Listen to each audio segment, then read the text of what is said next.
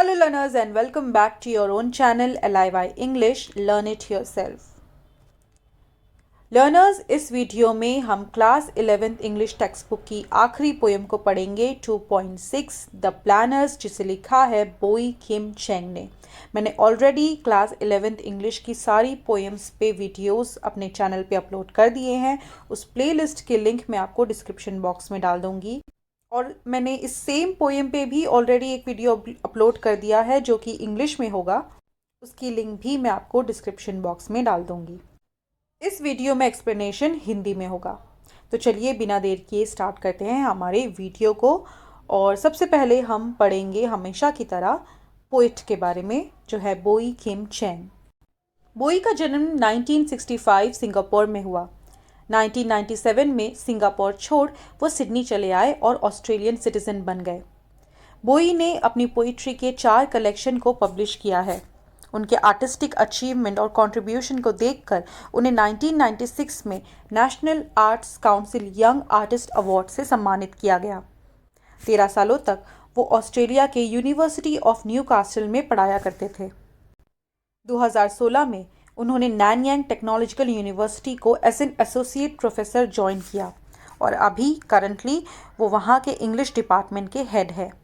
बोई 2014 में पब्लिश हुई anthology contemporary Asian Australian poets के भी को एडिटर रह चुके हैं।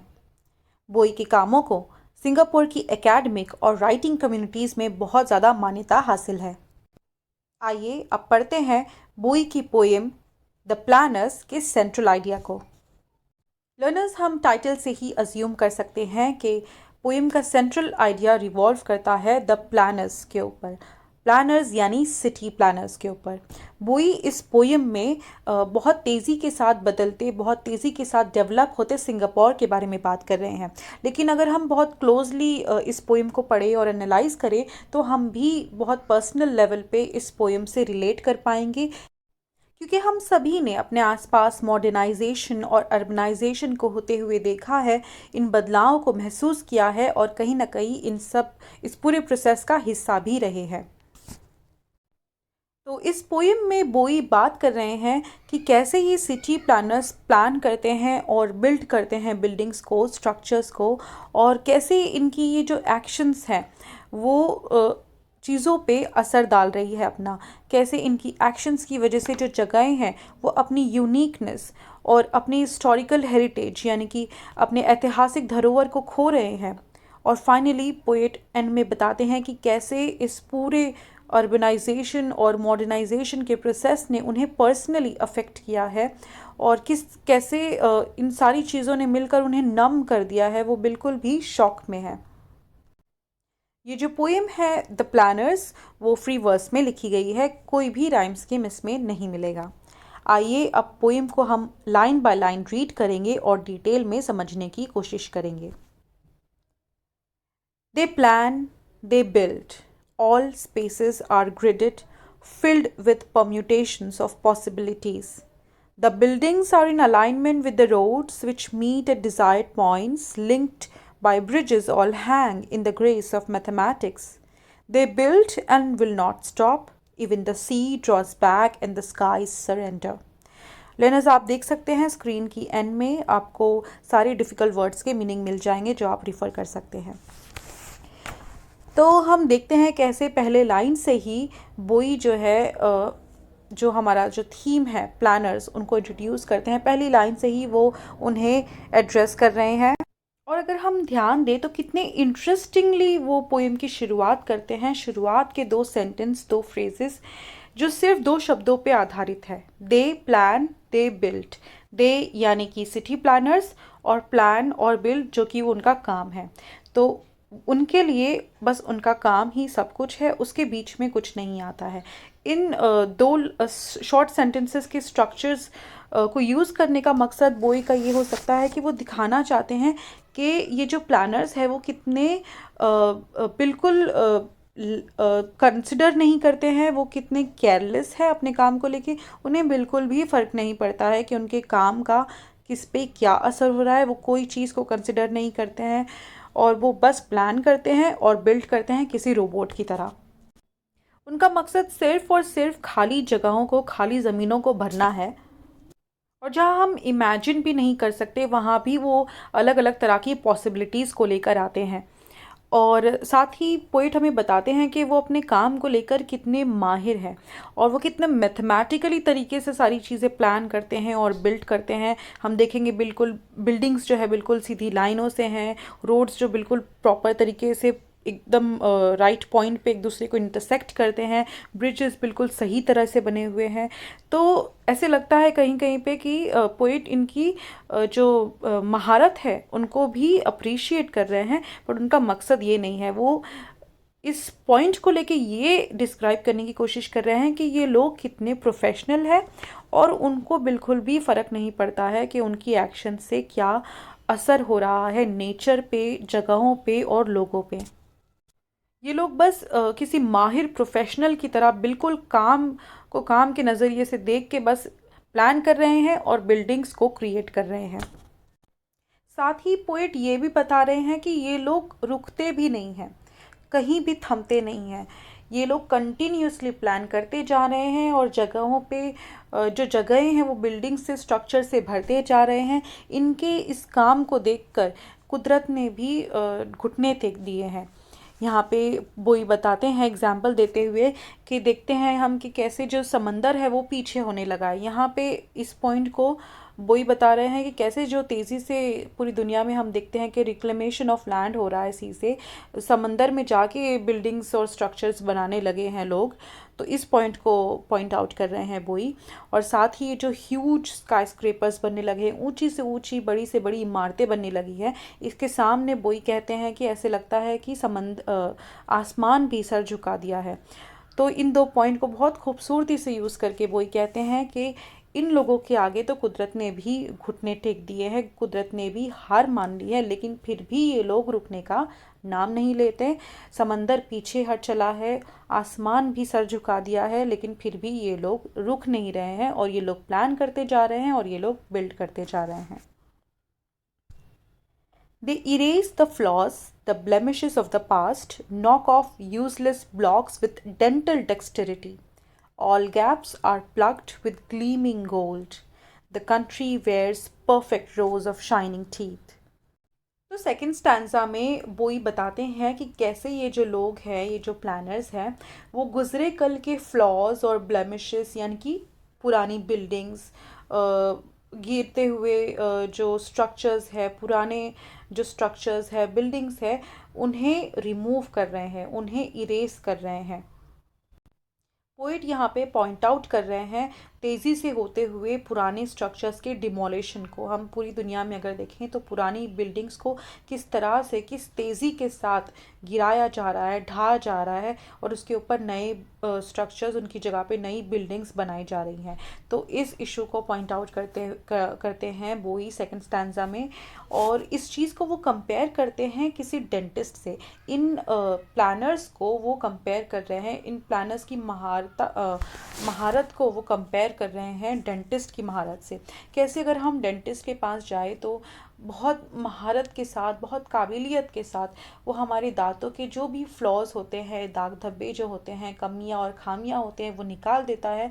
और ऑफ कोर्स जब हम डेंटिस्ट को विज़िट करके आते हैं तो हमारे दांत बहुत चमकीले और बिल्कुल लाइन से एकदम परफेक्ट दिखाई देते हैं।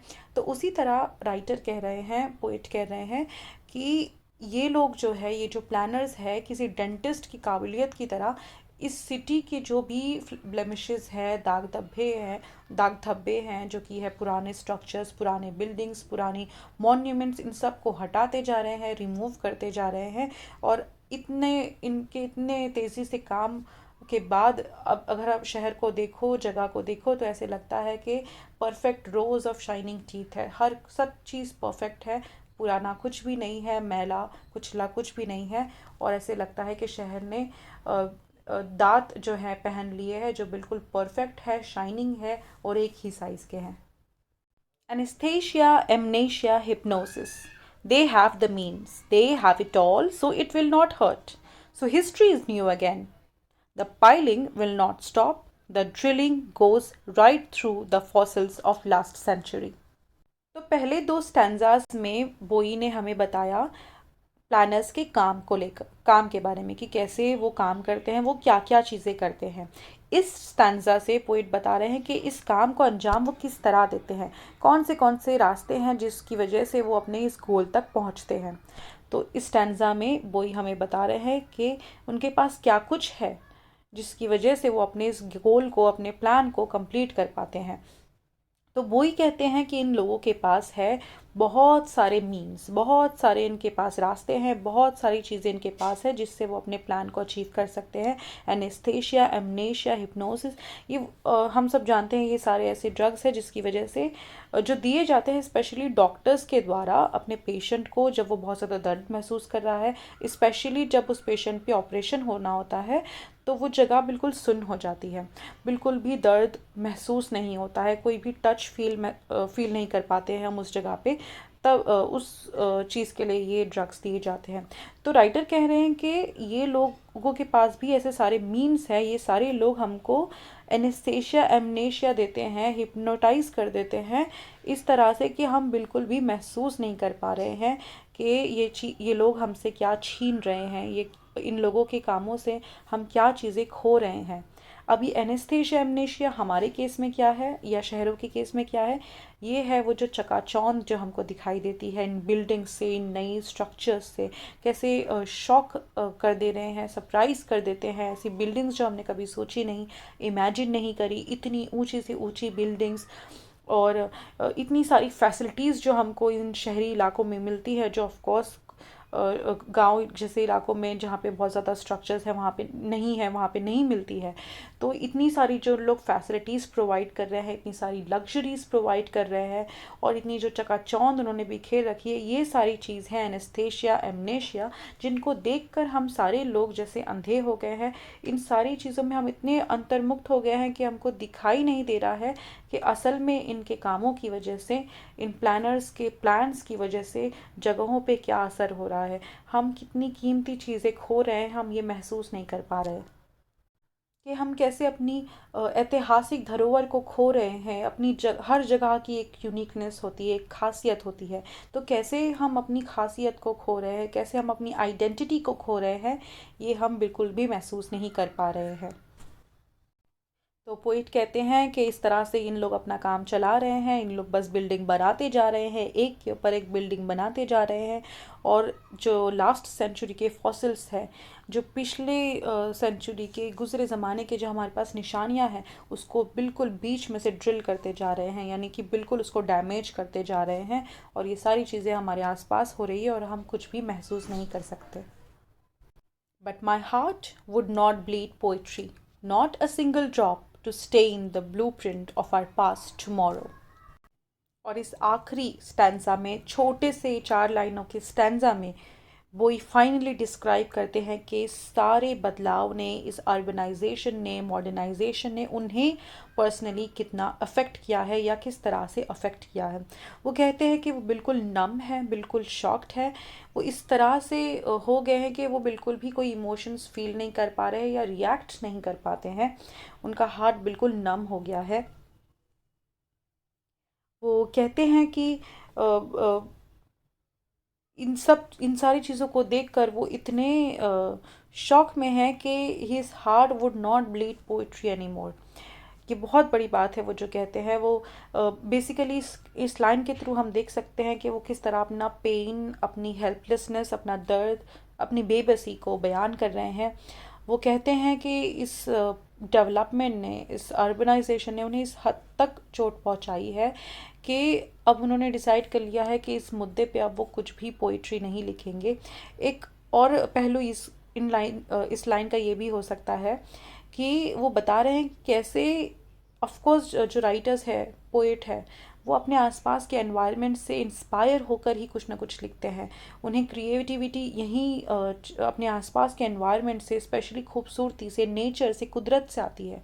लेकिन जिस तरह से ये लोगों ने नेचर को बिल्कुल ख़त्म कर दिया है, हरा दिया है, और जिस तरह से ये लोग ऑर्गेनाइजेशन और मॉडर्नाइजेशन क्रिएट कर रहे हैं, तेज़ी से फैला रहे हैं, बढ़ा रहे हैं, उनका हार्ट बिल्कुल नम हो गया है, और अब बिल्कुल भी उनमें क्रिएटिविटी बची नहीं है, और इसलिए वो आगे इस पे कुछ भी पोइट्री नहीं लिखेंगे।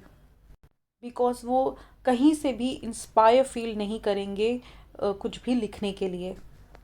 तो इस तरह इस आखिरी नोट पे बोई अपनी पोएम को ख़त्म करते हैं ये कहते हुए कि ये सारी चीज़ें चलती रहेगी, लेकिन अब उनका हार्ट जो है वो बिल्कुल नम हो गया है। It does not feel inspire any more, और वो बिल्कुल भी अब इस चीज़ पे पोएम नहीं लिखेंगे, कोई पोइट्री नहीं करेंगे।